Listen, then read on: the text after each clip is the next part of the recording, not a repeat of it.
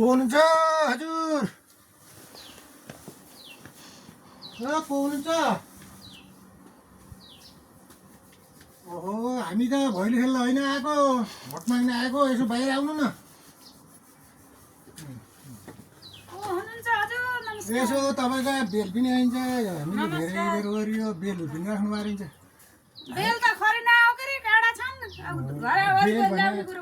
मैले घन्टी भनेको, घन्टी होइन हजुर। कहाँ त्यस्तो रहेछ समस्या, त्यस्तै हो। अनि हामी तपाईँको चाहिँ अहिले भोट माग्न आइयो। मेरो घर चाहिँ सिर्सेनी चोर डाँडा हो। हजुर, सिर्सेनी चोर डाँडा हो। मेरो चाहिँ बुवा चाहिँ नि रामशाह ढकाल भन्ने यहाँ केही 35 वर्ष पहिला यहाँ तपाईँ भोट माग्दै आउनुहुन्थ्यो। हजुर कुन पार्टीको हुनुहुन्छ? बस्दै कुराहरू गर्दै पार्टी पछि भनौँ ल। हजुरले अहिले हाम्रो त्यही एउटा के छ भने हाम्रो म्यानुफ्याक्चर भन्छ, हाम्रो घोषणापत्र पनि छ। हजुर, हजुरलाई सबै बताउँछौँ हामीले। हजुर। अनि हाम्रो अहिले यता सित्तैमा बस्नु यता। हाम्रो कमरेड यता ल। अनि यो अहिले हाम्रो पार्टीलाई तपाईँले एकचोटि फेरि विचार गरिदिनुहोस्। योभन्दा पहिला पनि हामी आइयो, तपाईँहरूको घर दैलोमा पटक पटक आइयो। हामीमा के कमी भयो, के कमी भयो? 35 वर्षसम्म हामीले भोट माग्दा पनि हाम्रो देश परिवर्तन गर्न सकिएन। यसमा केही कमजोरी हिस्सा पनि हाम्रो छ यसमा। अब यसो गर्दा हाम्रो पिताजीले के भन्नु भने, यो हामीले बहुमत माग्यौँ, संसदमा पनि हामीलाई बहुमत दिनुहोस् भनिदियो, तपाईँले दिनुभयो। अनि जिल्लामा दिनुभयो, अनि वार्डमा, गाउँमा, सबैमा दिनुभयो। तर हामीले चाहिँ नि खास केमा त्रुटि भयो हाम्रो, तर भने जस्तो देश बनाउन सकिएन। र यसो हुँदा हाम्रो पिताजीले के भन्नु भने, यो हाम्रो सबभन्दा मेन कमजोरी भनेको पढाइ यही छ। हाम्रो पढाइ कम भयो भन्ने कुरो भयो। अनि मैले चाहिँ अध्ययन गर्न थालेँ। मैले तपाईँको 8मा 4 वर्ष पढेँ, 9मा 4 वर्ष पढेँ, 10मा 4 वर्ष पढेँ। पढाइ मैले तपाईँको चाहिँ नि 19 क्लास पढेँ मान्यता अनुसार। 19 वर्ष पढेँ। पढ्दा तपाईँको मान्यता त तपाईँको के भयो भने, पढाइ लेखाइमा तपाईँको मैले त्यति पढेँ। राज्यले भने मलाई एसएससी मान्यता मात्रै दियो। तर मैले त्यो पढेको अहिले यो क्षेत्रमा कोही पनि छैन। तपाईँको यहाँ एउटा इन्जिनियर भन्ने, एउटा डक्टर, एउटा ढकाल भन्ने हाम्रो चाहिँ काकाको छोरा हुनुहुन्छ अरे। पार्टी कुन हो हजुरको? पार्टी पनि एमाले हो। हाम्रो त्यो पार्टी पुरानै पार्टी हो।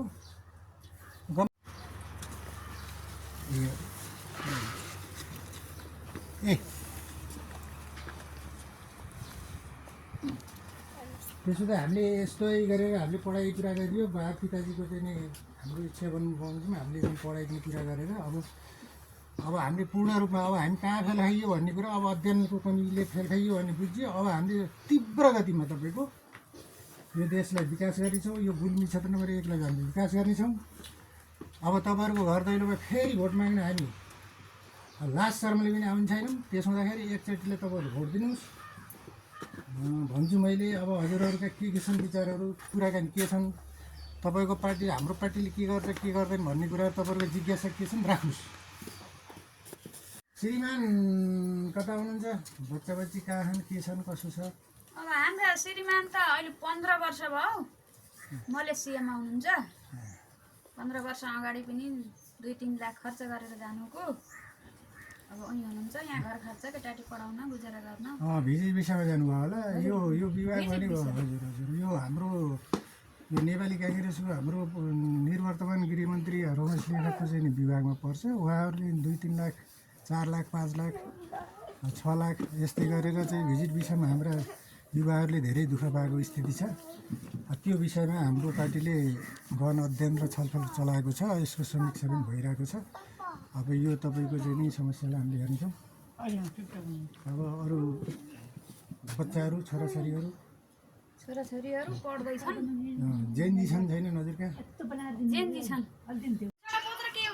अब यो यस्तो हुन्छ, हाम्रो घोषणापत्र म्यानुफ्याक्चर हाम्रो चाहिँ अहिले तपाईँको तयार पुरा भएको छैन। हामी चुनावको दौरानमा छौँ। अहिले हाम्रो म्यानुफ्याक्चर तयार हुनको लागि केही समय लाग्छ, ढिलो भयो पनि। हाम्रो नेक्स्ट आउँदैछ। सबभन्दा पहिले त हामी यहाँ के भने रिडीदेखि हामी वनटक्ससँग रेल मार्गको चाहिँ हामीले त तुरुन्तै गर्ने भनेको छ। हामीले रिडीदेखि रेल सञ्चालन गर्ने, अनि तपाईँको रिडीदेखि फेरि तपाईँको चाहिँ पानी जहाज सञ्चालन गर्ने हाम्रो योजना छ बडीघाट खोलामा। गठबन्धन गरेर हामीले जुन त्यो गोलीघाट खोलामा हामीले त्यो गराइयो। अनि हामी कहाँबाट त्यो आयात गर्ने त त्यो रेल भन्दाखेरि तपाईँको जुन गोरखपुर इन्डिया भारतको गोरखपुरबाट हामीले आयात गर्छौँ। अनि तपाईँको चाहिँ एउटा 16 पाङ्ग्री चाहिँ ट्रकमा हामीले चाहिँ ढुवानी गरेर प्युरिडीमा ल्यान्डिङ गरेर हामीले चाहिँ लोकल ट्रेनको लागि हामीले सञ्चालन गर्नेछौँ। यहाँका धार्मिक पर्यटन सब संसार सारा। तर हामीले यो सबै चिजहरू झलामुला पार्नेछौँ। तपाईँको यो कागतीहरू हाम्रो मुस्ताङमा चाहिँ तपाईँ कोल्ड स्टोर गरिदिनेछौँ। हामी सब तपाईँको चाहिँ अब चाहिँ हामी तीव्र गतिमा लाएर हामी काम गर्नेछौँ। चेक तपाईँले हामीलाई भोट दिनुपर्छ।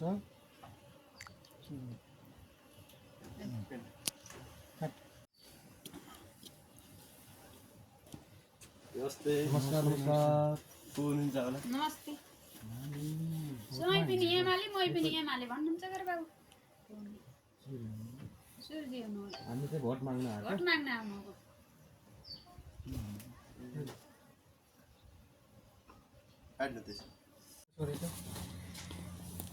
नमस्कार।